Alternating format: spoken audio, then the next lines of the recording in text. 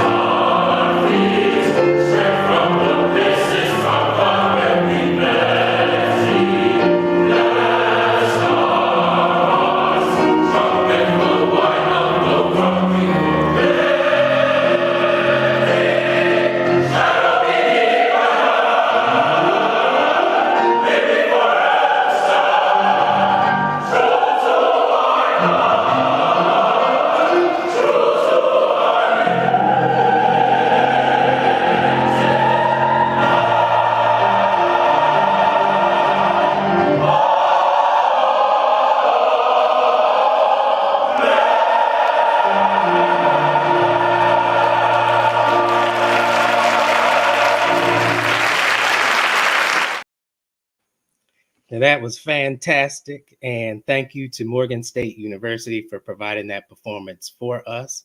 And they sung all three stanzas. And I appreciate that.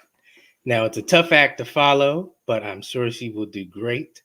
I would like to now call upon Ms. Sylvia Cyrus, Executive Director of the Association for the Study of African American Life and History, to bring us greetings.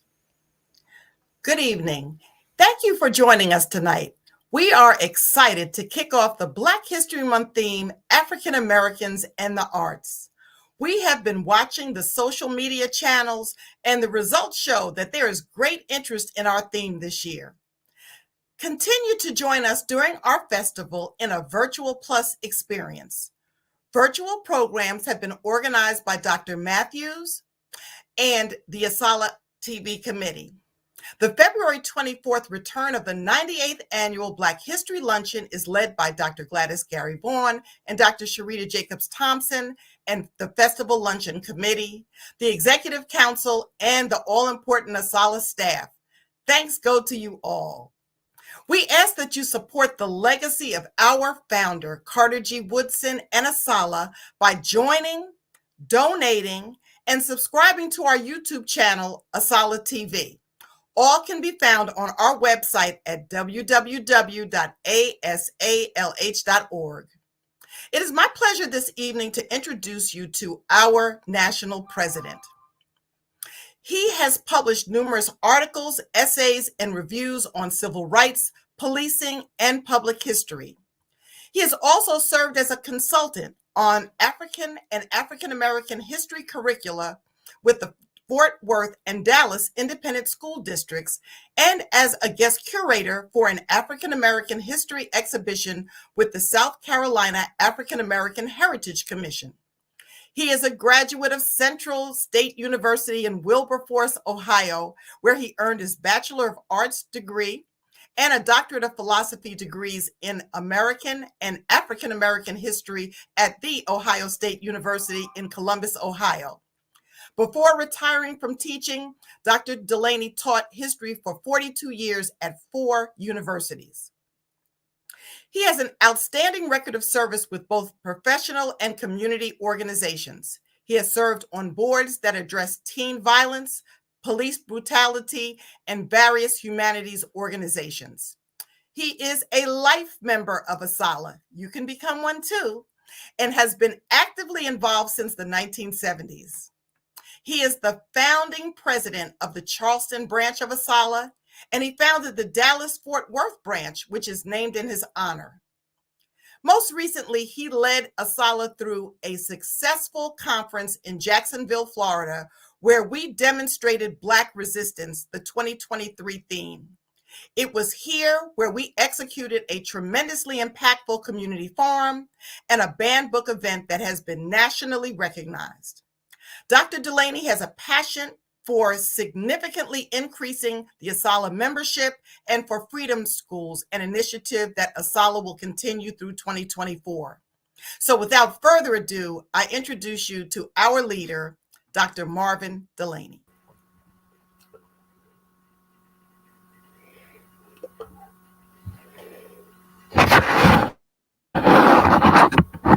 Thank you, Ms. Cyrus. Thank you for that wonderful introduction.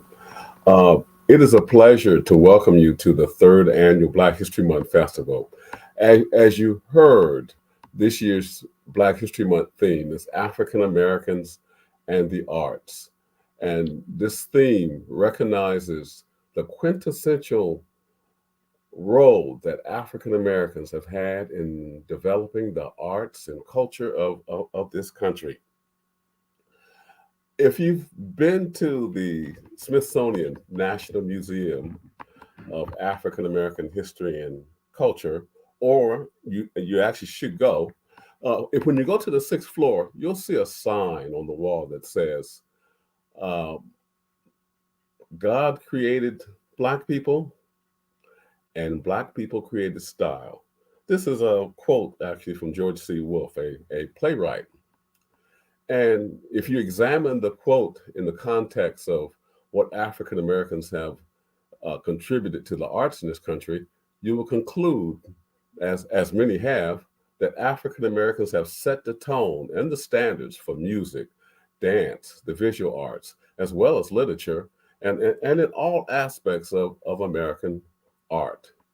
So this year, we celebrate what we have done in the arts, and I hope that you will join the association in participating in the festival and enjoying this year's festival on African Americans in the arts. Let me thank Dr. Gladys Vaughn, and Dr. Lopez Matthews for putting this all together. And please join us this month for the other activities during the Black History Month Festival. Thank you. Dr. Delaney.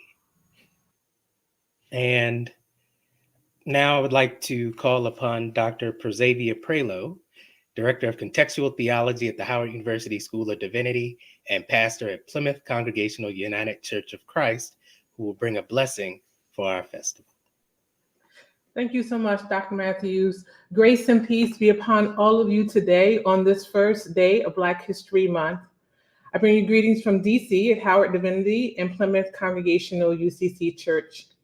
Pray with me collectively to the God of your faith while I pray to the God of my faith, as we pray for blessings upon our collective gatherings as we celebrate and honor our Black history journey together. Pray with me. God of our weary years, God of our silent tears, you, O God, who has brought us thus far along the way, who has by your might led us into the light, we pray, O God, that you will keep us forever in your paths, that you would keep us in paths of peace and paths of justice, that you would strengthen us, O God, as we do the collective work of speaking and teaching and chronicling and preserving the history of African Americans and Africana people. Give us, O God, the capacity and the resilience and the heart to keep on doing the work, sometimes without the resources. Continue to bless the work of our hands as we speak truth to power. Allow your blessings, O God, to be upon us as we gather to celebrate, to remember, to write, to research, to preserve, to document, to transform and rewrite the histories of African American and people all throughout the Black diaspora. Bless the work of Asala, O God. Help us to know that wherever we are gathering to do this work of preservation in Black cultural and civic and social institutions all across this nation and across the globe, that our work may not be in vain, as we leave a legacy documented for generations to come. Allow us to remember and allow us to be inspired as we do the work of reflecting backwards, so that we may better understand the journey today and be hopeful for a future inspired by the works of those who have gone on ahead of us. Bless us now in the works together, and this we pray in hope. Amen. Amen. Thank you so much, Dr. Prelo. And now I would like to bring up our moderator for tonight's program, who is a person who has dedicated their life to the preservation and promotion of history, Natisha Tish Curry, who is an archive specialist at the National Archives in College Park. She works with records and artifacts of high historic and intrinsic value. And as co-chair of Say It Loud, the African American Employee Affinity Group works to make records relating to the Black experience more accessible by creating websites on archives.gov. Tish has been a lifelong fan of sci-fi and comics, owning at least 7 Darth Vaders of various sizes, and is on a quest to replace her dad's comics that she regrettably colored in as a kid. So join me in welcoming Tish Curry. Thank you, Lopez. Welcome and happy Black History Month, everybody, as I introduce our esteemed panel. First up, we have Miss Zero Gravity. She's a media personality, host, and podcaster with a focus on horror, sci-fi, and dark fantasy. Welcome to the stage. Thank you. Thank you for having me. Super excited to be here and get this discussion going. Thank you. Next, we have Mr. Hilton George, owner, creator, and co-founder of the largest Black nerd convention on the Eastern Seaboard, BlurredCon. Thanks for having me. Looking forward to the conversation. Next, we have Jordan Hamilton, an anime artist with Studio Gatsby. He's currently working to found a Black-owned studio that will primarily focus on 2D and 3D animation. Hello, thank you, everybody. It's great to be here. And last but not least, we have Jay Lee from St. Louis, Missouri, or Outer Space. He is an American actor, writer, producer, musician, and director. I think you're muted, Jay. I was saying hello.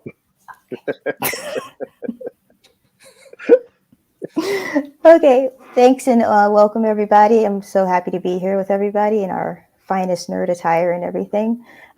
Just to get this started off the right way, Star Wars, Star Trek, or the Orville? Jay. That's a divisive question. Very divisive question. She chose violence on the first question. Immediately. Right. I'm gonna Getting along so well. I'm gonna say D, all of the above. That's the perfect answer, I think. That's what I'm gonna say. But I'm interested to see what everybody else says. I'll go. I'm not saying this because Jay Lee's right here, but I'm gonna say the Orville, and I'll tell you why. Because the Orville has a distilled modern sci-fi storytelling style that appeals to the episodic, craving for people like me with short attention spans, that does a perfect job of telling deep stories with comedy layered in and commentary and great writing, dialogue, and acting. And we don't have a whole lot of that in the sci-fi world with diversity and, great writers and great cast. And it's something that I think a lot of people who might not go back and watch, a lot of the older Star Wars or go and watch some of the old series of Star Trek, because there's a lot of it, were able to get this because it had a lot of people that were their contemporaries. And I think it was a gateway that probably brought a lot more fans into sci-fi, even though it entertained a lot of people who already. I was gonna say exactly that. You sent me a text. I read straight from the script. Zero, care to chime in? Well, regrettably, I am not a Star Wars or a Star Trek person. But I will say I tend to lean towards the dystopia as opposed to the utopia in my preferred methods of escape. So I would go with Star Wars if I had to choose between the two. Yeah. Jordan? Me, I'd have to choose Star Trek because it shows the future, but it shows technology that doesn't exist, but it makes it tangible and like something you could actually hold. And I feel like that helps us show what we can make and have what forms it can take in the future, like right now. Awesome. Cool. That went well, I think. It wasn't violent. So just to start off, what was everybody's first introduction, and when did you kind of know that sci-fi or anime or comic books would be kind of a niche you preferred in life? Start with Zero Gravity. Very early, very, very early. I sat at the weird kids table who, they would read comic books and draw on each other's arms at lunchtime. That group, I can't really say when I got into general nerdiness. I'm also a 90s kid, so I just grew up in front of the TV with a lot of media, period. I don't know. I can't say I can put a time on it, but I can say when I decided I was going to dedicate myself to it was early New York Comic Con years. The Walking Dead was airing, and at that time, AMC had New York Comic Con in a chokehold. So every Comic Con, the Sunday of the con, the new season, the first episode of the new season of The Walking Dead would drop. And at that time, I had been a fan for many years, so I had been reading the comics, so I was a little ahead of the game. And I knew that they were going to introduce Michonne in this new season. So I knew she was coming. It was kind of an unknown for everyone else, so I decided to make a costume. It was a terrible costume, my first cosplay ever. But plenty of people did recognize me when I got to the con.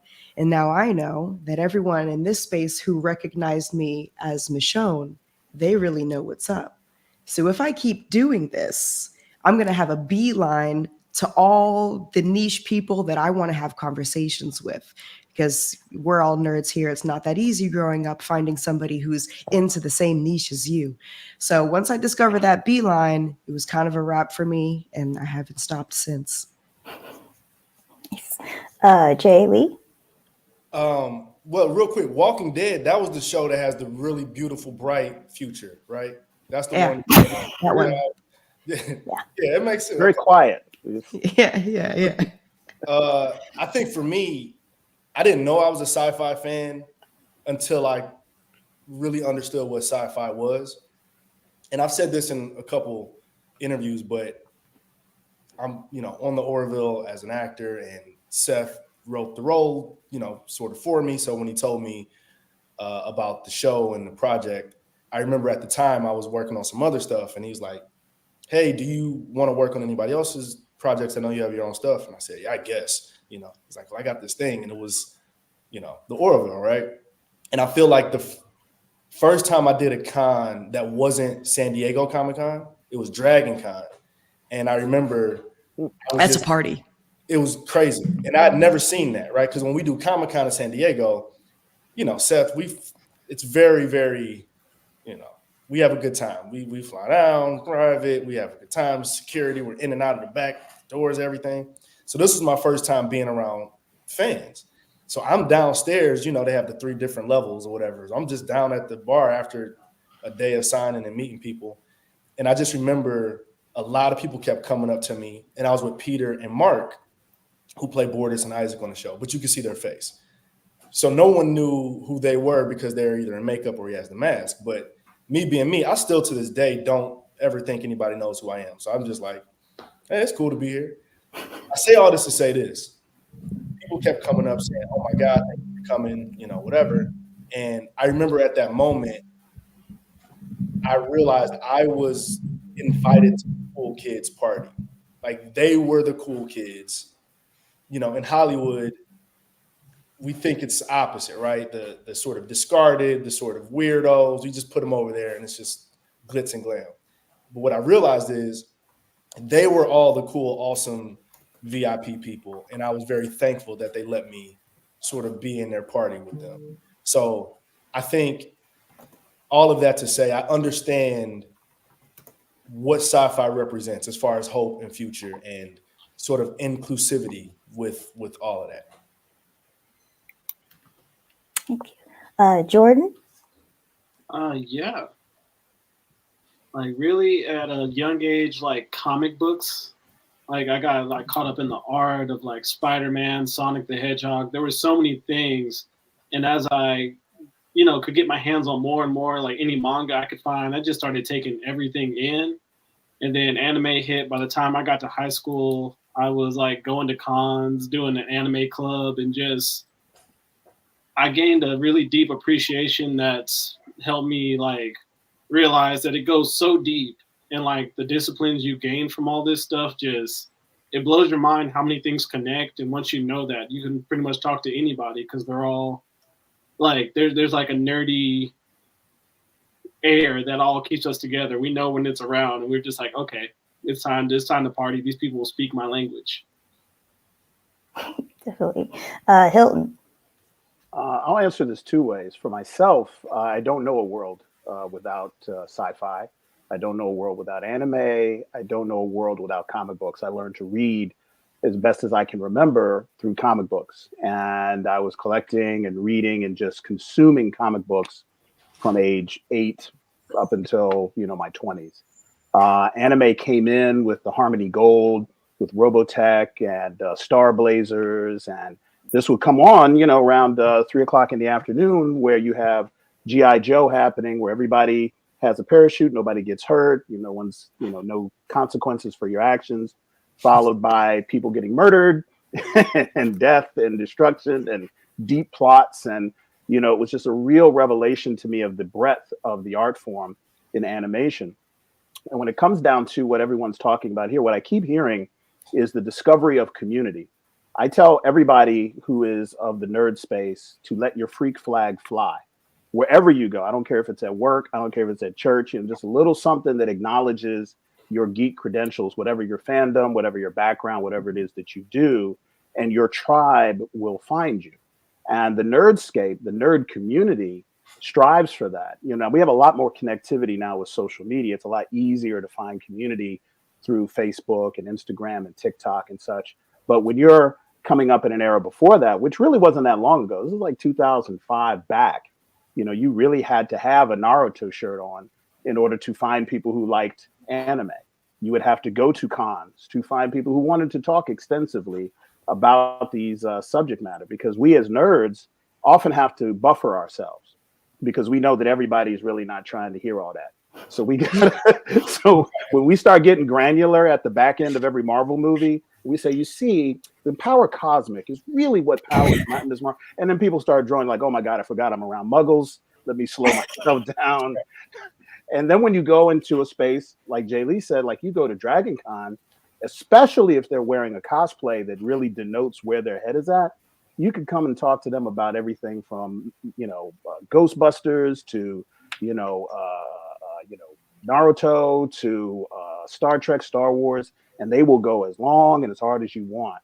And finding the tribe is what we do to build community. And that's where we get safety. This is where we get safe spaces. This is where we build connections. Hopefully, this is where we even find our partners, our family, and the people that we really connect with, because this is something that we live. We are a different type of fan as nerds. It's something that we kind of have in our DNA. We don't turn it off because we go to work, and we don't turn it off when we go to church. We don't turn it off when we go to Thanksgiving or wherever. It's always there. And if we can find ways to do that and better ways to do that, the community will continue to expand, and there'll be more for all of us to do in it. By the way, real quick, I just wanted you made me think of something.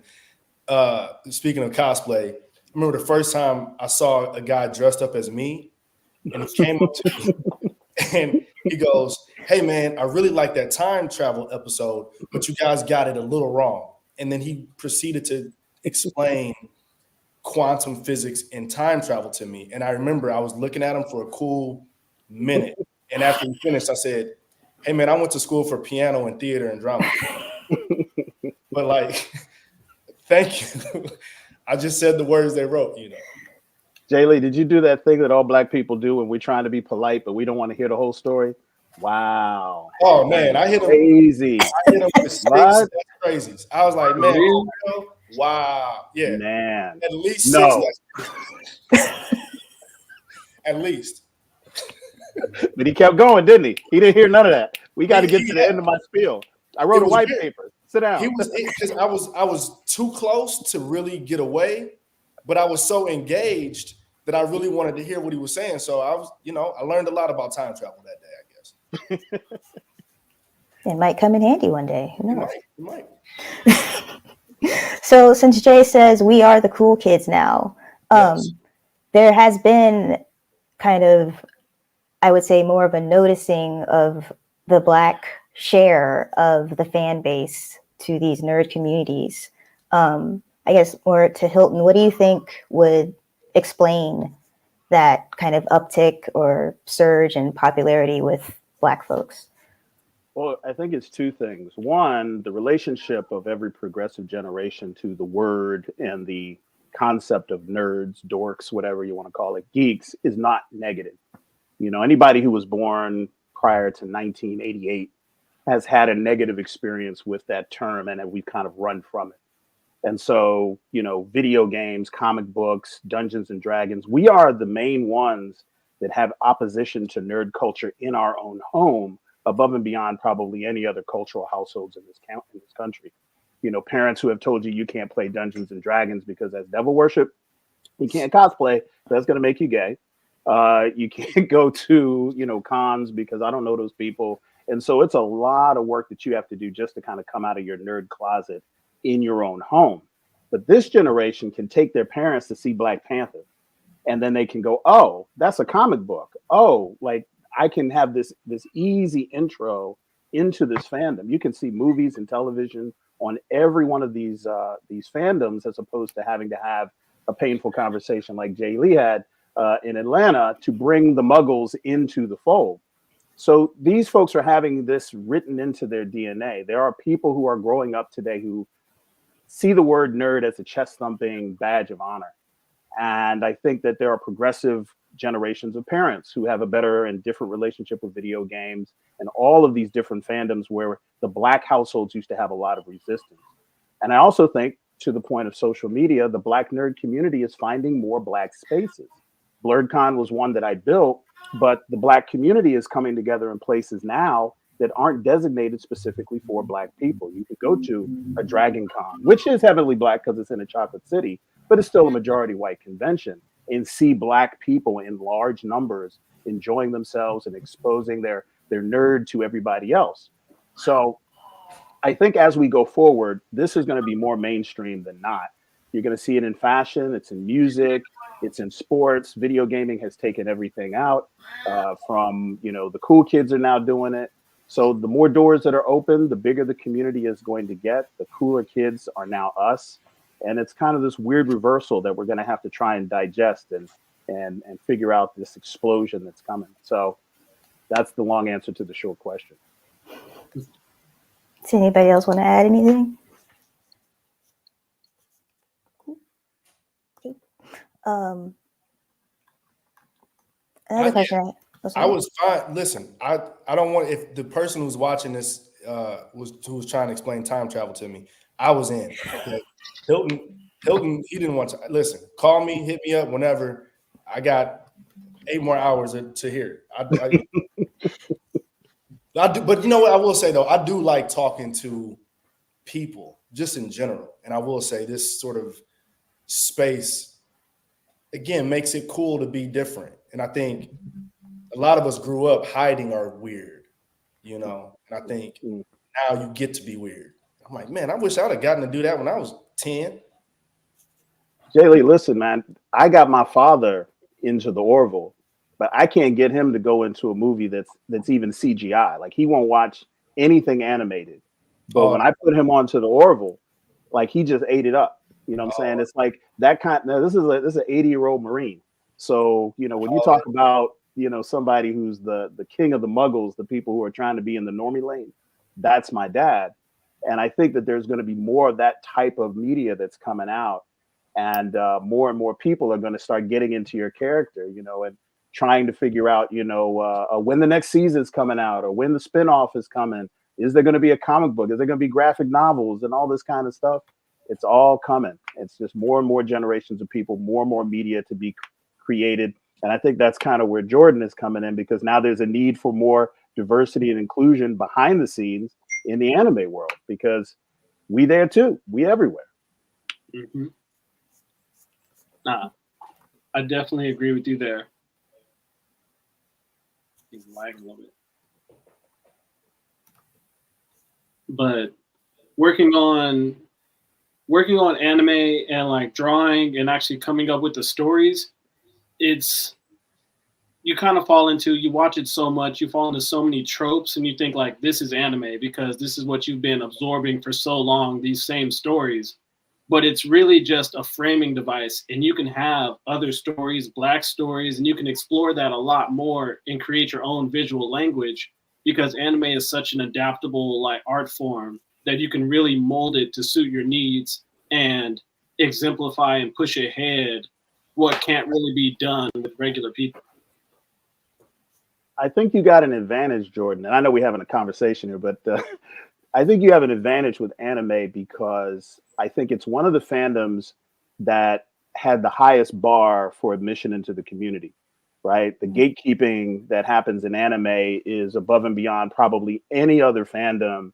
It is vicious. It's crazy. You really can't just claim to like anime if you only have like 3 anime under your belt. You will get flamed, right? But what I tell people is that anime is inherently dope. You don't have to have any background to enjoy it. The art form, the animation, the music, the storylines, the characters, are really, really amazing. And if we are going to have our stories told in that framework, I think that's going to really bust the door wide open and bring some people in whose first toe in the water might be an anime created out of your studio, and then they can kind of fish around and try the other things as they go. No. I'll just stick with the anime and kind of going into a little bit of writing and the historical background a little bit. Just when you kind of Google Black anime, modern things will come up like Afro Samurai, or the new Netflix Castlevania thing. I don't reach the bar for anime. Sorry. Castlevania, you should jump in right there. It was Great very gateway. good. Yes. Yes. I watched some of it. It's cool. Castlevania. But there's also some pictures that come up. The depictions of Black people and brown people in anime have always not been that great. Lots of blackface depictions and kind of derogatory figures. Do we think, and also in writing for Zero, like H.P. Lovecraft, he was very problematic in like some of his stories and things like that. Do we think we're in a kind of safe era now where we won't have to worry about seeing problematic representations of ourselves? And can we get like full stories now that we have so much of a foot in the door? We can, but I wouldn't say that we're safe. We're not safe yet. We can, weave our way around. And of course, the standard is a lot higher than it used to be, even in the early 2000s, not even going that far back. But, it's still a very touched topic. Now, people are encouraging discussion around these types of things. So, I mean, unfortunately, studios get it and they say, hey, we should just take these things out, which doesn't completely solve the problem. But it keeps your studio from the bad press that they don't want.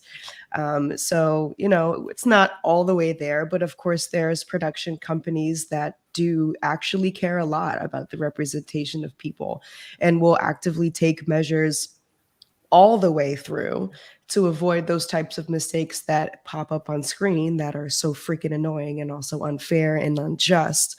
But of course, it's been a long time and we have to kind of play catch up. So there's only, one monkey paw.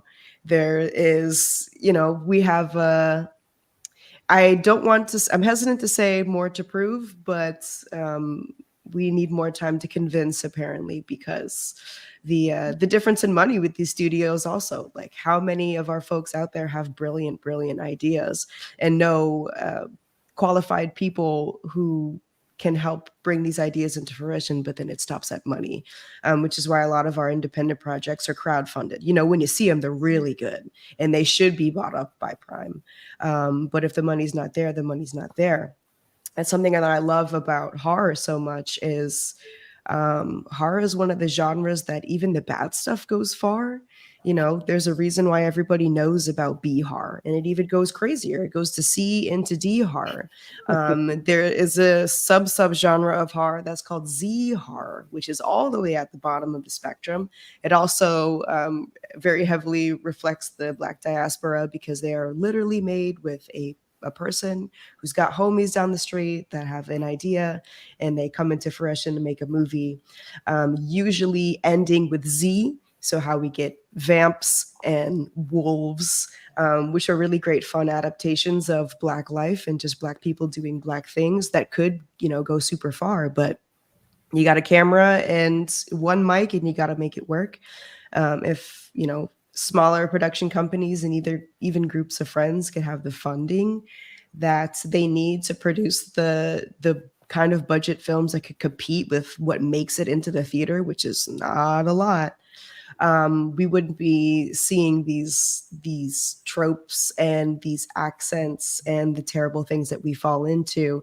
And it would be easier to just give a Google that says Black horror and I can find my whole library. But the last thing I'll say about that is just be careful to putting all of your eggs in one basket if you see a Black lead on the cover, because that doesn't necessarily mean that it's an accurate representation of our people, because who is behind the camera also, or whoever's drawing it, if it's anime, or whoever's writing these Black characters and creating their dialogue, also need to be accurately represented. And that's when it kind of shows. And the audience can tell. The audience can always tell. Mhm. Yeah, Jordan.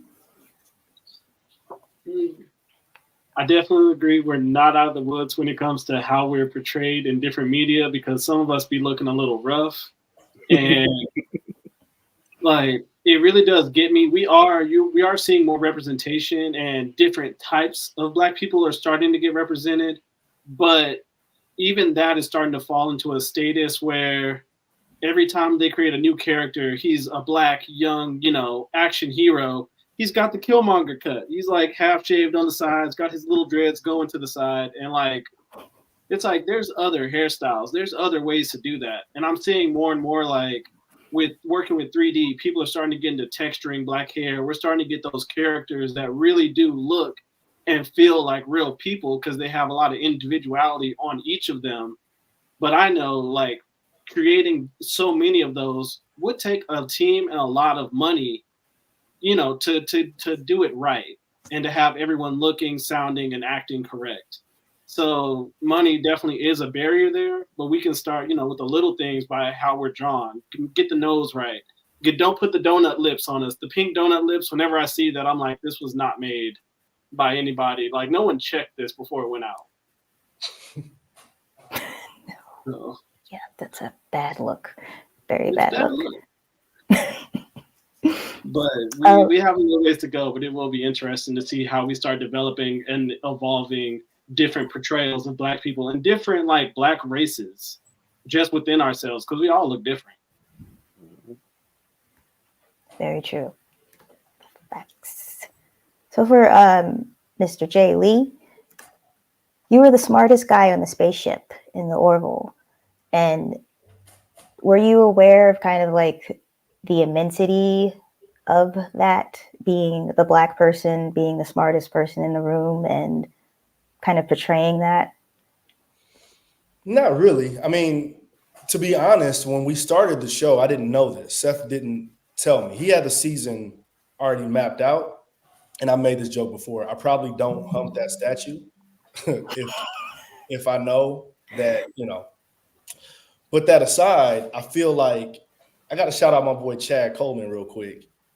Actually, I'm going to shout out a few people. Chad, my boy Ahmed Best. He was the first person I called when I booked this job. And I think he's watching now. My other buddy, Jason Kelly, they're both watching. But I remember I called him and I was like, hey, I'm going to space. Ahmed was Jar Jar Binks in Star Wars. And one thing he said, which I thought was really kind of cool after this last season, he said, we don't really get to see a lot of you, right? Like, I'm from St. Louis. I have a little bit of a St. Louis twang, and I kind of let that get into John as a character, but also being sort of smart. I didn't feel it as a responsibility, but I do have a lot of people who come up to me and said, thank you, because I've never kind of seen you sort of in space, which is a crazy thing to hear, because I'm like, it's got to be plenty of representation. But I remember Chad said this also. He was like, I'm telling you, there's like, you're the guy that people feel like they know from the crib, but you're in space and you're the smartest dude on the ship, and you bring a little bit of that. So all of that to say, it's hard to receive compliments as an artist anyway. So I'm just like, But somewhere it got through. If that felt like a cool sort of thing to, I guess, represent, if that makes any sense. Cool. Well done. We've got some questions from the audience that I'll pivot to. There's one person whose daughter is into anime, and she wanted to go to a con here in Houston, but the parent wasn't comfortable. What is an age appropriate to attend cons, and what should they expect? I guess Hilton. Well, you do have to do your research, because all cons are different. They represent their fandoms, they represent their communities, they represent their region. And there are adult conventions. Jay Lee just mentioned Dragon Con, which I think above all conventions on the continental US, Dragon Con is considered the most adult convention out there. I would not bring anyone under the age of 21 to that convention because it is so adult. Now, it's not like a Mardi Gras or anything crazy like that. It's just everyone there is grown. And that's, 88,000 people squeezed into 5 city blocks. Probably don't want to have a toddler kind of running through that area. But you can go online. You can look at the policies, the mission statements of the convention. Past years, they have pictures and video. This is a real great way to figure out where you should go. Now, I personally consider great gateway conventions the traditional local con. If you've never been to a convention before and you maybe just want to go in, walk around, absorb a little bit of the nerd space and get out and not be at, say, a destination convention that's kind of like you're landlocked for a whole weekend or a holiday weekend. There's a lot of conventions that are 2 days. They open at 10 o'clock. They close at 7. They've got a marketplace. They've got 5 or 6 guests, some video games, a little music, and you can kind of go in and go out and kind of test the waters. I've got 2 nephews. One is 6 and one is 12. And there are conventions that I say that they should visit that are in the Richmond area that are just kind of small like that. I think it's also important to know what kind of fan you are. If you're not a sci-fi fan and you go to a sci-fi con, you're not going to have a good time, right? I'm the guy from South Park with the skis. Not going to have a good time. If you like horror and you go to, say a pop culture convention, you might find, depending on the guest list, and you can look at the panels and workshops, some of the type of content that you're looking for. But you do need to be a little careful. It's not that they're not safe spaces, but it's really about finding the appropriate space to introduce yourself and the people who are close to you into this community, because there's cons literally everywhere. And some cons are really, really big and a little chaotic. Some are a little smaller and a little more structured. You find the one that's the right fit for you. It'll be a great way, especially if it's local, for you to plug into local activities, local community. And it's a really great way to kind of introduce yourself into that space. But I highly, highly, highly recommend that people go out to cons, because the nerd closet, the bar is going out into places where nerds go. And that's where the conventions are. That's where the community is. That's where the discussions are had, the connections are made, and the community is built. And there really isn't any substitute for it. So you find one you like, get out there, be adventurous, have a good time. Definitely. Gonna go back. Afrofuturism, everybody. Ooh. It is defined as it's a future that dares to suggest that not only will Black people exist in the future, but that we will be makers and shapers of it too. And I think it's safe to say all of you as panelists are going to have a shaping in this Afrofuturism setup and advancing the niches of sci-fi, anime, horror, and comic books. So thank you all for doing that. How much of a part is Afrofuturism aspects part of your work that y'all are doing now?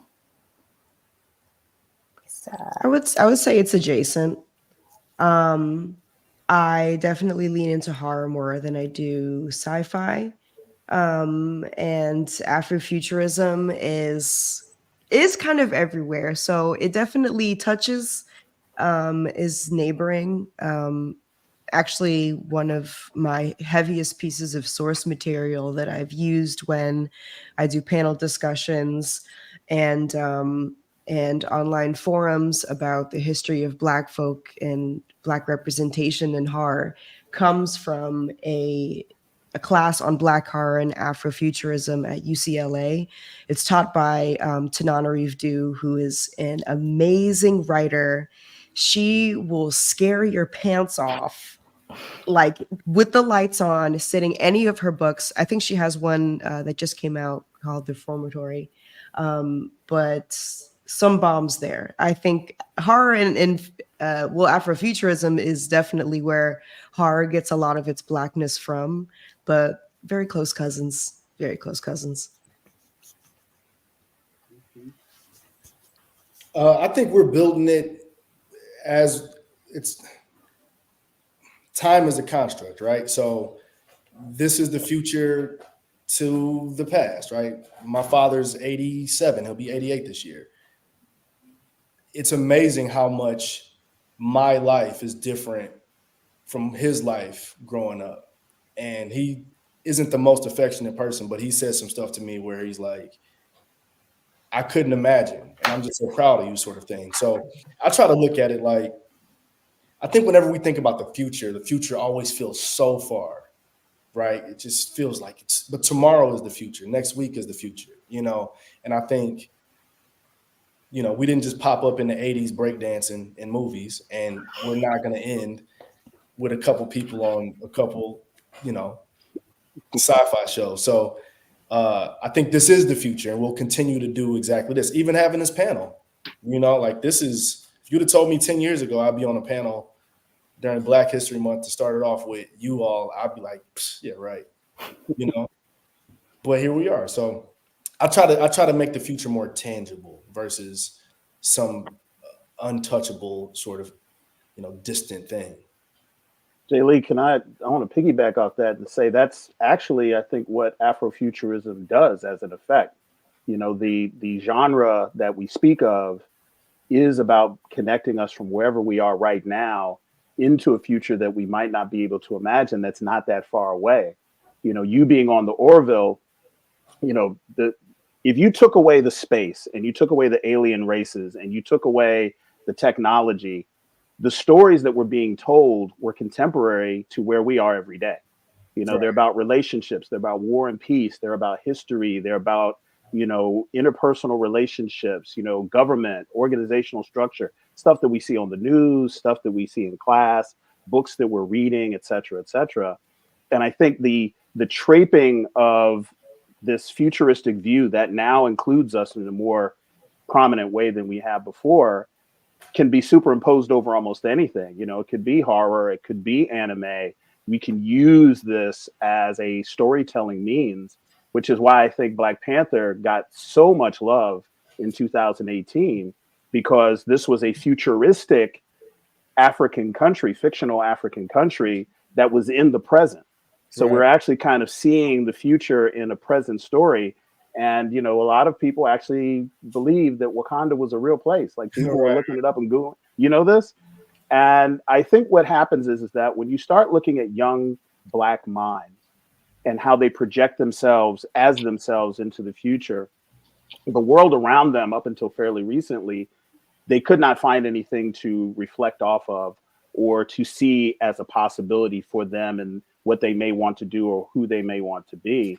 And Afrofuturism doesn't necessarily have to have, spaceships and aliens to do that, or zombies and vampires to do that, or, shonen characters to do that. It just has to be something outside of my reality that is maybe a little bigger than my reality, that allows me to kind of step into and take on the aspects of that empowers me in my self-image as I go through my regular day, because I'm learning who I can be, because I'm reflected in this art form that's expanding every single day with more and more media, more and more representation. And I want to say that I think it's a really good thing that studios are starting to learn that there is a financial gain to be had by being true and honest in the way they approach diversity. Because, a soft heart, because the news cycle has George Floyd in it, that's going to pass. But a bottom line dollar amount where Disney says, hey, we're going to put $400 million into the sequel for Black Panther because we made $1 billion in 1 month off the first one. That's solid. That's not going to go anywhere. And I think as long as we are, as a market, responding to it, we'll see more of it. And I hope that we see more responsible and more accurate depictions of us in the present and the future in all of these genres. Nice. Like, when it comes to Afrofuturism, I use it a lot in like the themes of my work and as more of like a backbone that I work off of. But it does help. Like, I like the dystopian settings. I like things to be a little rough and gritty, but my characters, through advancing themselves, advancing their spirit and technology, are able to get somewhere else. And I just like to watch the progression of that happen. So, it's a lot of futuristic concepts, but at the end of the day, it's just business and a story that's easily relatable to. Yeah. Yeah. Also, just real quick to add to that, I think what's also starting to happen is we're not as like alien to people anymore. Just being black, right? Like I think for a lot of us, we've maybe been the only black person in the room and had to explain like, no, you can't touch my hair. No, you can't say, no, you can't. I think we're getting to a point where it's like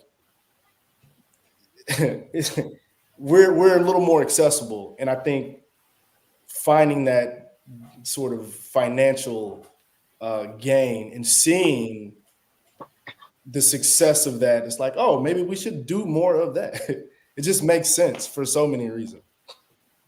I have to Isn't say, that I love crazy? that. That Black people go to the movies and spend money. Also, Exactly. Our money is green. Isn't that crazy? What a thought. Yeah. Well, no, I was just going to say real quick, you know, to the Orville, you know, even the Black characters that were playing aliens was an amazing storyline because we could recognize that there's a Black actor underneath the makeup, right? Yeah. And that Black actor, as much makeup as they may be wearing and as alien as the storyline and the plot arc for that character may be, that they are inserting themselves into that character and how that character is portrayed on screen. And I think that as Black people, maybe I'm just speaking for myself, but I can feel your Blackness coming through, Worf. Like I know, like, you know, there's stuff that we ascribe to certain characters. And Panthro. Panthro, you know, I mean, even though you're not like, okay. I'll say Piccolo's Black. Raphael was definitely Black in the first Ninja Turtles. For sure, for sure. Yes. Come on. His first line was damn. Like, yeah. Like I cursed the first person to curse on this. We knew it was going to be you. No. I'll say this, which I thought was a great day. Just shout out to Black women, just because.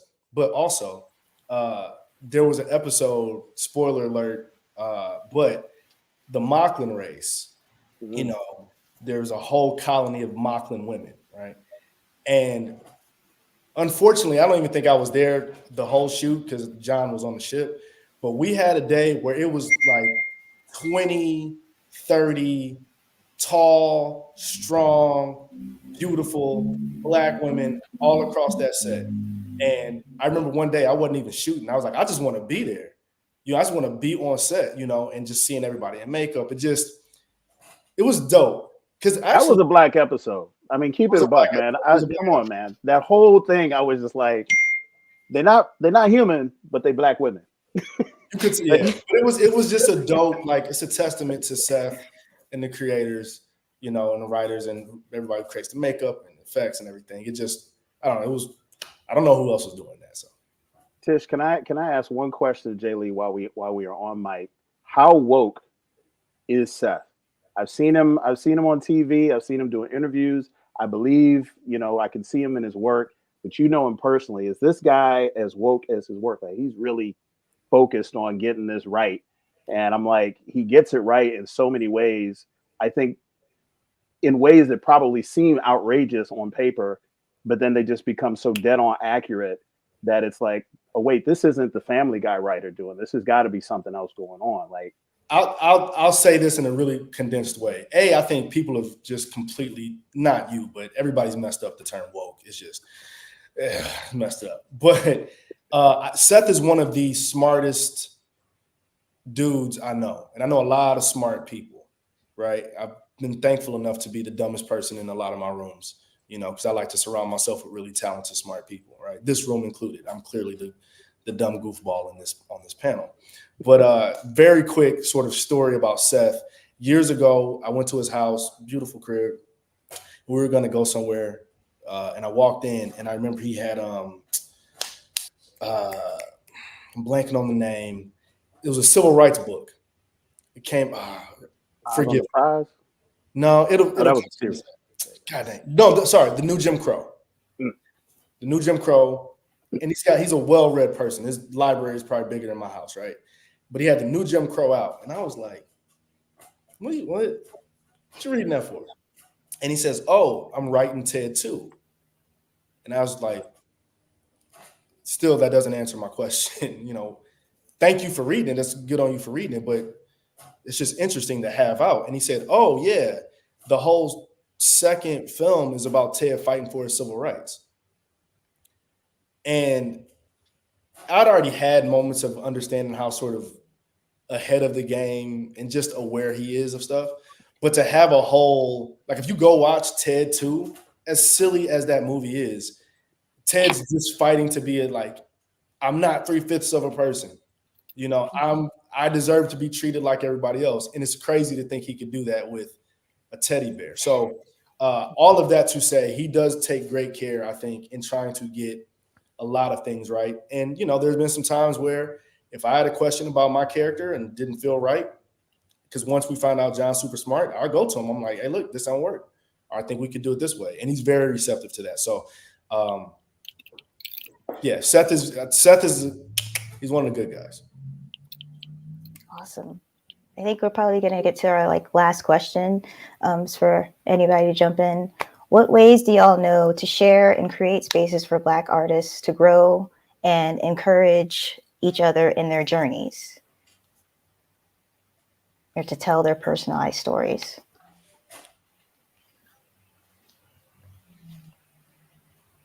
Well, as a person has created a space, I guess I'll take that first part of it. I created BlurredCon in my mind around the idea of what I wanted to see in a convention that I didn't see in the convention world that I was in. It's just that simple. And I wasn't sure if the Black community was going to come and join me. It's like throwing a birthday party. You're like, I don't know how many people are going to show up, but I'm going to make a big old cake and there's going to be balloons and whatever. We just so happened to have hit the right notes and created the space that people are coming and inserting themselves in. I think the physical community spaces with that artists and creators thrive in are not nearly as structured as we would like them to be or like to think that they should be. I had to learn this kind of the hard way with BlurredCon because I was trying it in the first 2 years to overprogram it. Well, they come out of the comedy show and then they turn right. What do they see? There's got to be something over there. And I was spending money and time and planning to try and overdo this schedule. And then everybody who was coming back and talking about their takeaways and their memories of the convention never had anything to do with anything I directly spent time, energy, and money on. They were at the cookout eating a rib, and someone that they knew from social media, from a cosplay group, they met in person for the first time as the DJ started playing Frankie Beverly and Maze. And that was the highlight of the con. And I was responsible for literally none of that, right? So I think that the thing that if we're creating spaces for ourselves, and anyone who's not Black, who's thinking about how do I create a space that's safe for people who aren't me or of any community that I'm not, is to let them dictate what kind of interactions that they want to have, and then just create a space that allows them the freedom to do it. We know how to connect with one another. All the stories everyone told about how they connected with people that were like-minded were organic. If we're in the same room and we know we're of the same tribe, we will handle the rest. Give us a chair, give us some music, give us some food, we'll make it work. And I think that's really where art grows. That's where business grows, networking, community, all of the things that happen in a thriving community space that is safe and nurturing usually come by being a little hands off and just letting the people come together and make their own experiences. And I think that exists with sci-fi. I think that exists with gaming. We insert ourselves and project ourselves into these spaces, and we create an experience that goes beyond the game design, beyond the anime. We attach ourselves to characters and storylines in ways that writers and creators don't necessarily intend. And we make those experiences our own. And that's what makes these areas work and makes these communities thrive. I think I would answer this in two ways.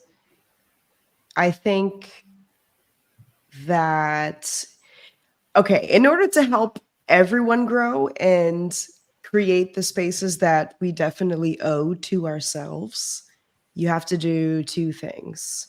You have to be really loud and you have to spend. And I don't just mean money, but it's really important for us to spend. And I think the way that I think about this, actually, Hilton said it best. I don't know where you said this, but we were somewhere doing something, and Hilton said, for example, if we can, we can scream and cry all day that there's no Black-owned businesses in our immediate town, and we really need a Black-owned business. And then guess what? A Black-owned business opens. It is our responsibility, the people who asked for it, to, in its opening stages, we got to eat there once a week. We have to do what's right as well. It's not enough just to be loud. Being loud is just the beginning. And then the second part would to be pull up and enjoy a dinner very frequently, and then tell a friend afterward, give the recommendation. And you never know, then that restaurant down the line could have its own successful run.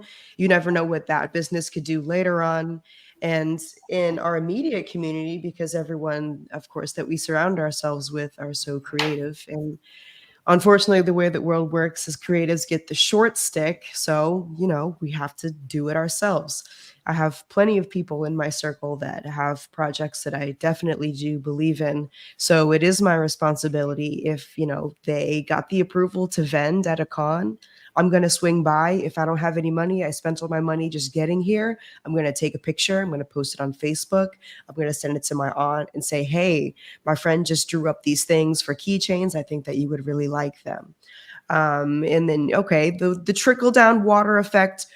As soon as our peers do well, then they can help their peers. Next thing you know, we have a con like BlurredCon that's a central meeting point that we can then invite more people to. But it definitely starts with small things. So if you can't donate $1 for somebody's Patreon to get their podcast up and running, what you definitely can do is share it. If you have an independent filmmaker in your area who is busting his chops to get his film done on $100 budget, when it has that screening at the local bar, you better go outside. You better attend the screening. That's another way that we can pay for things right, is if someone is hosting a grassroots event, or it's BlurredCon year 1 and nobody really knows what's going on, you think it might be a good idea, you should probably go. You should probably go, because you can also pay in attendance, which makes the con look better, which will make the con grow. And now we have somewhere to meet more people and make more connections, which can in turn help this artist, because this artist was connected with this writer to get their comic book going. So it's all connected. But I guess in short is, if you believe in it, spend somehow, and make some noise about it, because a little bit goes a long way if we're all doing our part. So screaming on social media is great, but get up out of your house, donate $1, buy somebody's art. It's easy, but we all just have to do it.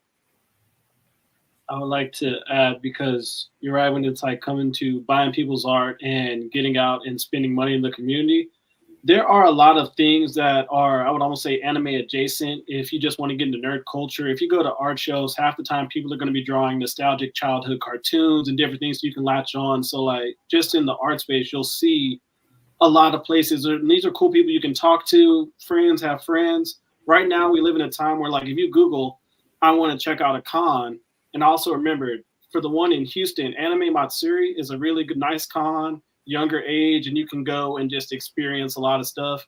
And it's like downtown Houston. It's not expensive to go to either. But to get more spaces where we can do, what we have to do, you really just look into these events. You go show up, make yourself known, and don't worry if you're in costume, don't got a costume. This is a community that really, like, if you show up, you are there, no matter how you come. As for telling their personal stories, I would honestly say, because I know a lot of younger people, they want to, create the next anime, the next big manga, and they want to do all that. Comic books are a thing where you can literally tell your whole personalized story and everything for free, or at least the cost of a few sheets of paper. And that can take you so far in life. You don't have to have the best art, the best writing. And people who love you, they'll definitely check it, check your stuff, be like, hey, you can maybe change this or that. But you can get it out and get the world to see you and start gaining that way. I'm gonna piggyback on all of it, but I think I want to talk to the encouragement part, and I want to talk to sort of a deeper thing, maybe deeper is not the right word, but I want to go to the seed of the thing. And I think as Black people, growing up, again, don't be weird, be quiet, stay out of grown folks' business, shut up.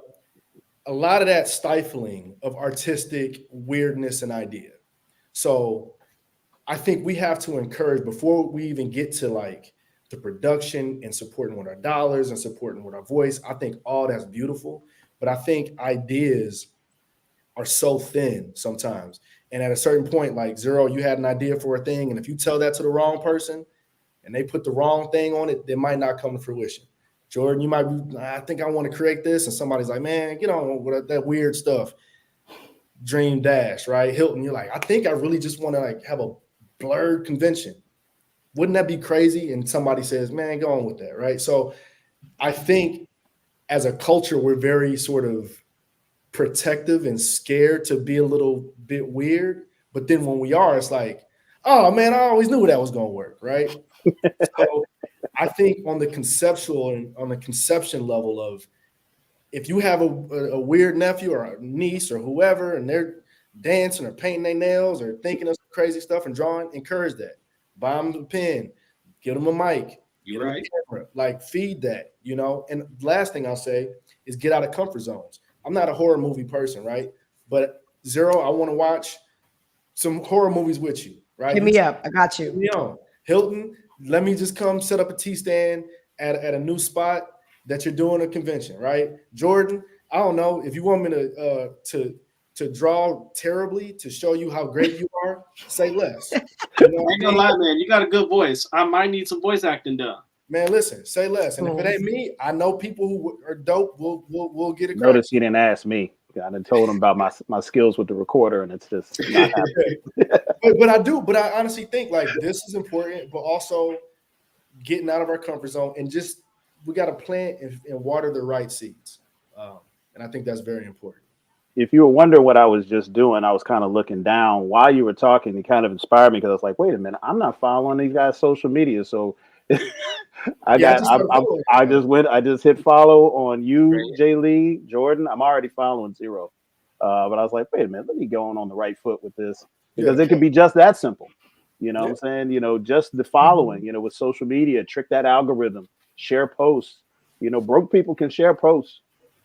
People that ain't got no car, can't go out, can't leave town. Maybe you got something on your ankle, don't let you leave. That's cool. You can still share stuff. You can still support. And this is like, the baseline for me. And I like to have you a blurred con. You ain't got to sell tea or lemonade or nothing. Whatever you need, man. Whatever you need. I'm gonna see you in a few days anyway. I'll be at a Far Point. So I need to get a blurred con too. Hey, look, holla at your boy. Yes, Hilton George, everywhere. Zero, I need some of these Z-list horror movies because I didn't know it got to Z.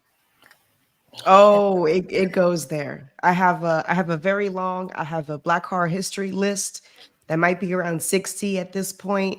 And then just for fun, I also have a hood horror list, which is the best worst movies you have ever seen. So we talking like Bones and Leprechaun in the Hood, or like? Oh, okay.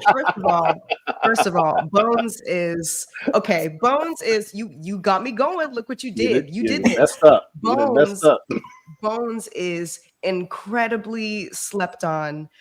There is a subgenre of horror that comes from Italy in the mid 70s to the late 80s called giallo, and it's a very distinct type of filmmaking that uses very close and very wide shots and very abstract.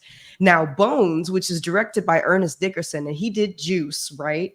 And also he did Tales from the Crypt Demon Knight, which features the first Black final girl played by Jada Pinkett.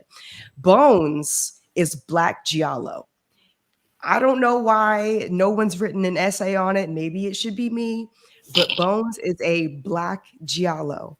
And I just had a thought on Twitter the other day that I would love to see a Bones remake, one to get people talking about the old one because it needs more love. Like you can find it somewhere for free. It should be behind a paywall because it's just that good. But I would love to see a remake of Bones, but instead of Snoop, we have Meg Thee Stallion. I think would really work. I hope somebody's listening. I am available for hire for You saw consultation. it here first. You saw it here I got it first. up here. First AD right here. First AD sitting right here next to me. Right. Zero has forgotten more about horror than I have or will ever know. So when you hang out with her, there is going to be a transformation in the way that you look at the genre. I watch horror a different way because I know Zero, and Zero's voice be in my head when I'm watching Walking Dead spinoffs, or if I'm watching some corny, like, oh, this isn't really that scary, but I'm like, oh, I see what they're trying to do. I got like this different eye. It's like wine almost.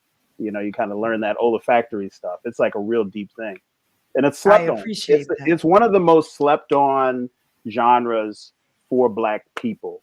And that's what I so love about Zero is that just burying themselves in this world and just being so well read in it that we're all going to be better for it. So I'm looking forward to seeing what she might do with one of y'all too, because y'all producing stuff. So let's see. Let's get scary. Let's get I got an scary. idea. I'm gonna hit you down up. with the spirits. I'm ready. Hey, community. It's wonderful. That was a question too of what does horror and sci-fi offer in terms of telling Black stories that other genres don't necessarily? Oh, I can answer that very quickly. The reason why Black people and horror are like PB and J is because the Black experience is a very unique one, especially for American Black people. I don't have to tell y'all this, y'all already know. It's a very complicated history and a very unique one compared to everyone else's history. And because of that, we have a little bit of a trauma issue, guys. Just a little. There's this trauma thing that sometimes it gets us going, it holds us back, a lot of things. And horror is a great way to digest trauma while having a barrier in front of you. Now, I will say sometimes you can slip down some rabbit holes where we see trauma used inappropriately in media. It is a fine line, but when it is done well, which I think one of the best examples would be the original Night of the Living Dead with Dwayne Jones.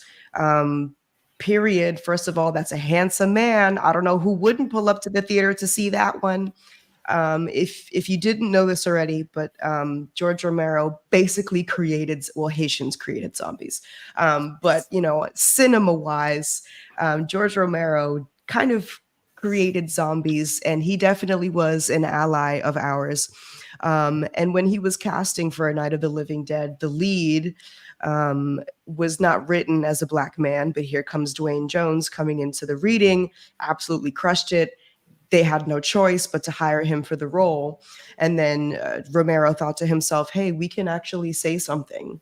We can say something. And also this is an old movie. It was during a time. So things kind of had to be said, but had to be said very carefully because also people are crazy. So George Romero said, hey, we can really do something here. And that's why horror is a great vehicle to use to digest trauma, because there's two ways you can watch horror. You can watch horror and digest it further as what is the message here? What is this movie actually saying? Or you can kind of turn your brain off and watch the movie for its surface level value. You can watch it both ways. It depends on the type of person, how you're feeling that day. It doesn't matter. So I can watch Night of the Living Dead as, oh, this is just a really good zombie movie. These characters are tense. It's about to go down. We might not make it out of here alive. Or we can look at it for what George Romero was trying to tuck under there, which is the greater picture that is racism. Is it about zombies or is it about white people and what they can do? We are way past the spoiler warning with Night of the Living Dead, but the ending will definitely make you think about it in a similar way that Get Out, the ending, had us really thinking for a while. It was kind of like, you know, what goes around comes around. So Yeah, I guess that answered the question. But I think it's just a perfect vehicle, and it allows us to digest trauma without having to resurface it completely, because at the end of the day, I'm living in a world where zombies are outside my door, or monsters and aliens are invading. Then you look at real life, it doesn't seem so bad, but I'm still able to process something that my people as a whole struggle with, and we probably will continue to struggle with for a little bit. And it's a little bit of an escape and a reflect at the same time, and I think that's really important, and that's why we have to have fandom, because it's really hard for a lot of us to just dive right into a book and read it as it is. We have feelings that we need to process, and people process feelings differently, and this is the nice chaser to make it go down easy. And we can see it in comic books and anime, manga as well. But horror is what gets it for me specifically. Real quick, you may remember a series that came out a few years ago called Lovecraft Country. You're funny, Hilton. You are funny. And we had the really unique opportunity. It was the opening of the COVID series that took us for 2 years, but we were working with HBO. We had an opportunity to pre-screen some of the episodes, and I had the pleasure and the honor of having Zero come in, and we processed a couple of episodes in a podcast for HBO, and just listening to Zero's insight on, you hear the insight on something as subtle as Night of the Living Dead, but you see now this very blatant, very direct depiction of race in horror in the antebellum South, and during Jim Crow and all of this stuff. And just seeing that one-to-one just really, really was refreshing for me. So, I mean, it's also to your question, Tish, as well, that was the vehicle that was used to tell a story about Black trauma, from episode 1 all the way through episode, I think, 8.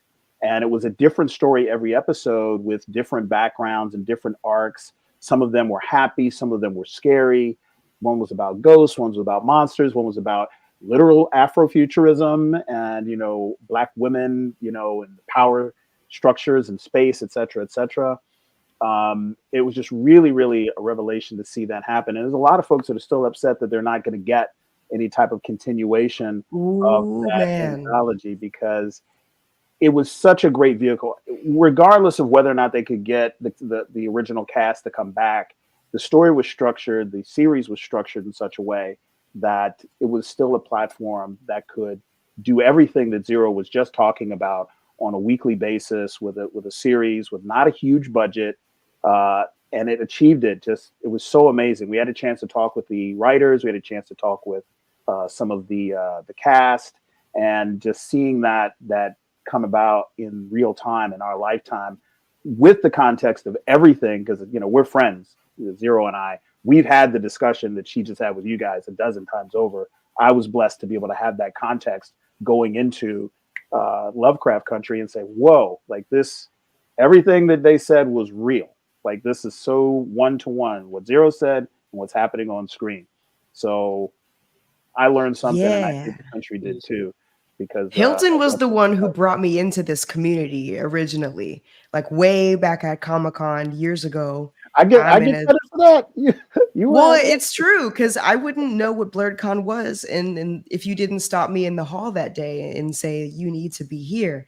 So it's always been Hilton the mentor. I'm traveling around with him in BlurredCon, and then we get our Lovecraft Country moment, and I said, oh, let me learn you something this time. Let me learn you something. But look, I still have my box from them. I can't use. Oh, there we go. That's right over here. Oh snap! Yeah. I can't get over to it. It's my Oculus and all this stuff. That was a great time, and also a great little smack in the face for us. One, because Tish, you mentioned earlier, I'm sure you're aware, but if you don't, H.P. Lovecraft was a terrible person. Other racists of his time were telling him to pipe down. That's how crazy he was.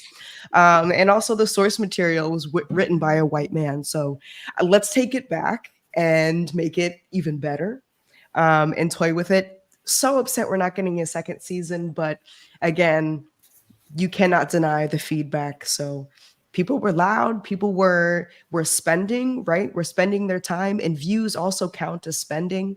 This is something that I'm very passionate about. If you're going to be supporting independent film, supporting young Black filmmakers, supporting indie anything, really important not to pirate your stuff. I know as nerds, we're used to the corners of the internet, and yeah, I could get that movie for free. I can get that, that season of whatever show that I'm watching if I dig on Reddit deep enough.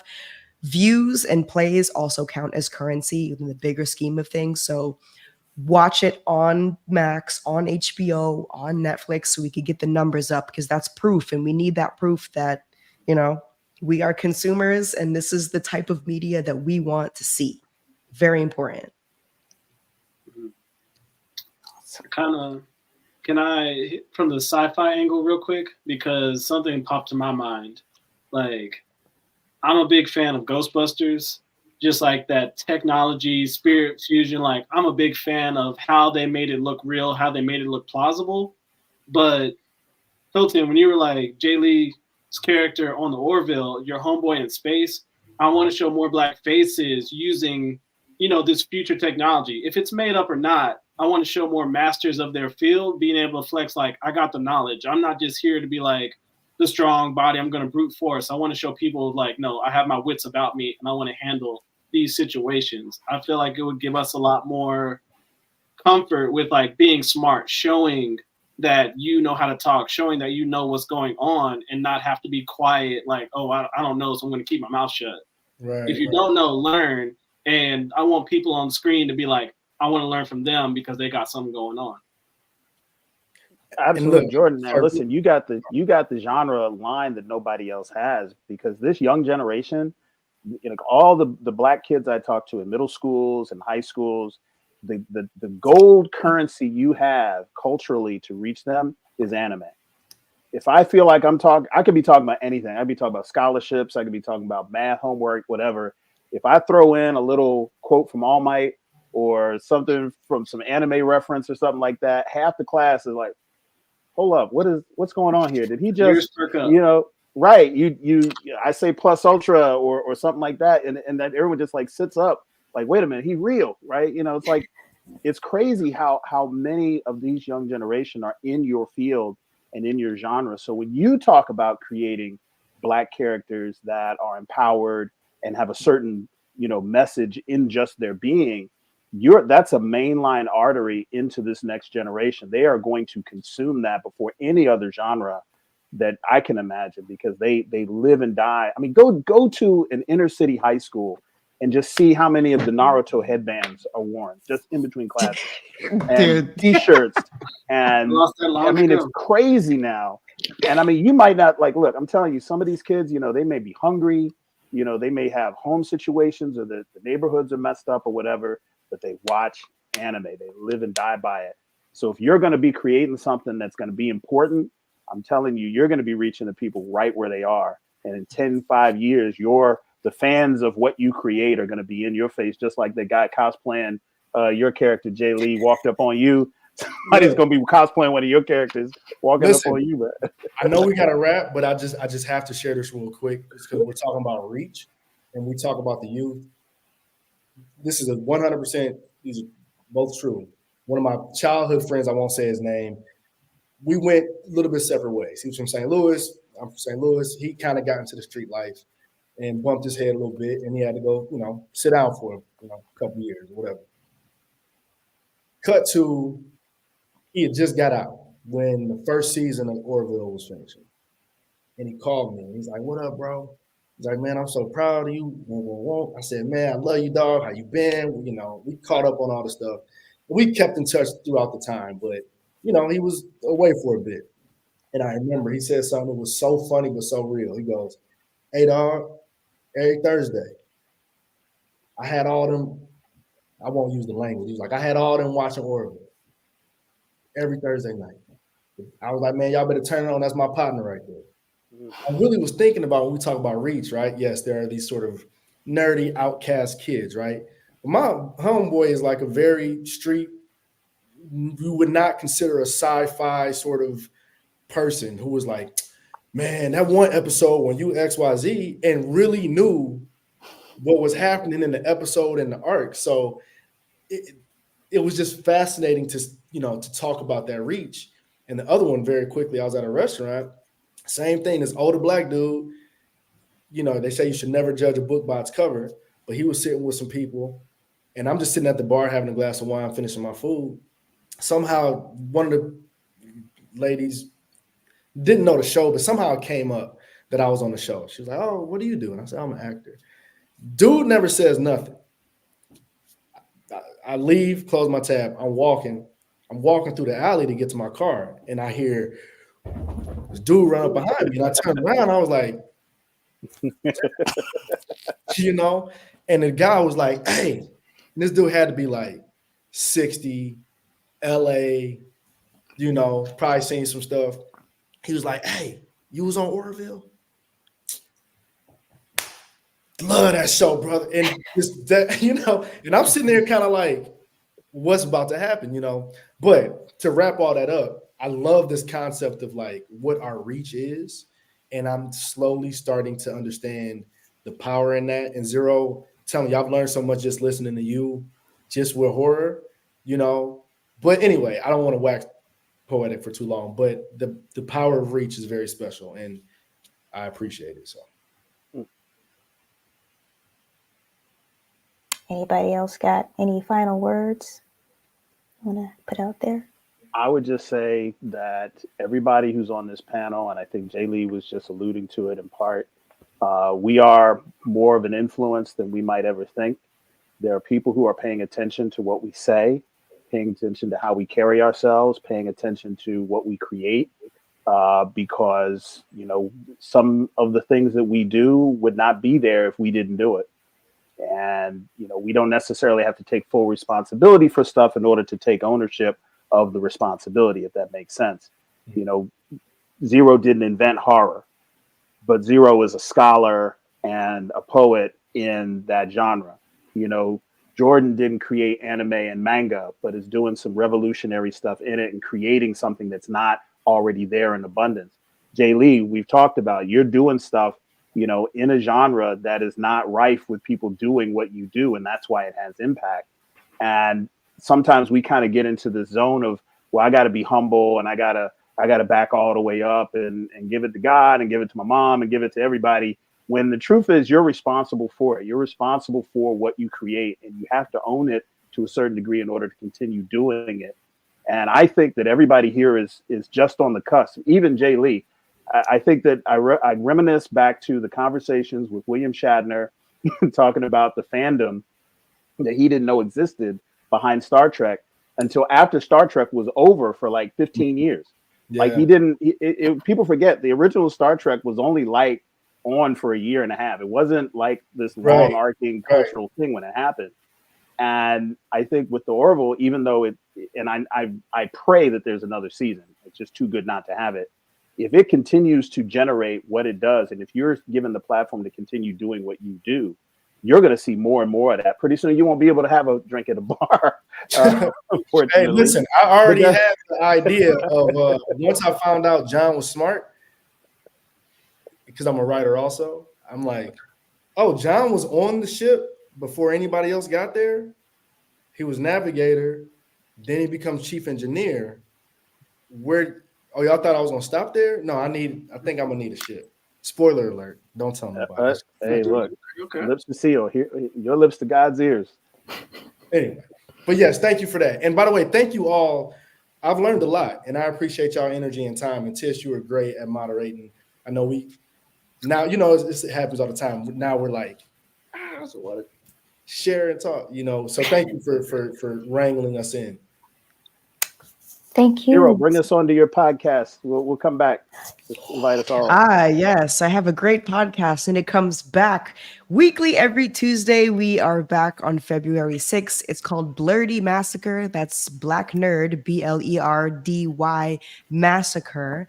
You can find it wherever you get your podcast fix, Apple Music, Spotify, wherever. I'm not judging you for your choice in streamings. We're coming back with our bottom 10 of 2023, so it's going to be a very spicy podcast. So if you are a nerd of color of any genre, I believe that this podcast is for you. It is for you. No belief. It's dope. And you, I'm and you, telling and you. you, I'm and tell- you. And BlurredCon is July 12th through 14th in Arlington, Virginia, right outside of DC. 3 days, 24-hour event, multi-fandom con, sci-fi, anime, video gaming, tabletop gaming, music, food, the whole nine. I promise you've never seen anything like it. It's on its year 8, so it's really, really grown.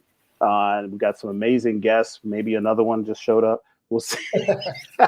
We'll see what we got going on at BlurredCon between now and July. You know, the announcements will come out. Right now, we've got Atandwa Kanai, who is King T'Chaka from Black Panther, who's, I guess, this is his first convention. He's never done a fandom con before, so we're really looking forward to having him. Zero is always there and doing great work, often doing interviews and that kind of thing. So we hope that you guys will come out. You see right here, blurredcon.com. Put the word BlurredCon into any social media platform, and it'll bring you right to our page, right to our group, right to our account. Ask us questions, tune in, subscribe, do what you need to do. But to see you this summer right outside of Washington, D.C. Definitely check out Studio Gatsby. We're still like generating stuff, but this year we are going to start releasing more and more things. So be on the lookout for, what's to come. I want to say, take your ideas, your skills, and your spirit, and just stay unbroken out there.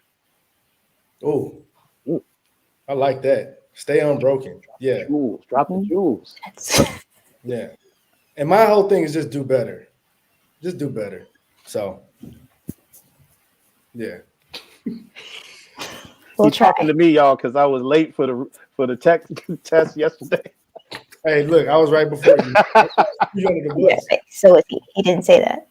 He didn't say that. I got to be real with my people, though. I got to let them know. Take ownership of it. Yeah.